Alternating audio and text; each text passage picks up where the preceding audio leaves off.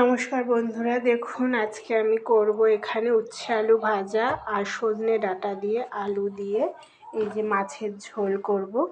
মাছে নুন মাখিয়ে রেখেছি, এখনও হলুদ মাখানো হয়নি। আর এদিকে দেখো ভাতটা বসিয়ে দিয়েছি। তো আগে উচ্ছেটা আমরা ভেজে নিই। কড়াইতে তেল গরম হয়ে গেছে, দিয়ে দেবো শুকনো লঙ্কা ফোড়ন,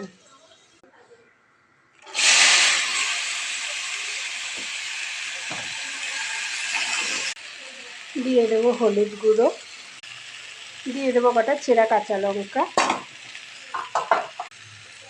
দিয়ে দেবো পরিমাণ মতন লবণ। দেখো বন্ধুরা, আমাদের উচ্ছে ভাজাটা হয়ে গেছে, এবার আমরা নামিয়ে নেব। কড়াইতে দেখো তেল গরম হয়ে গেছে, এবার মাছগুলো আমরা ভেজে নেব।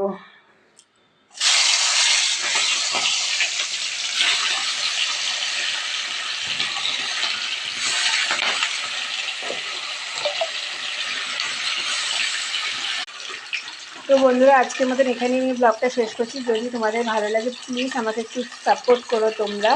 টাটা।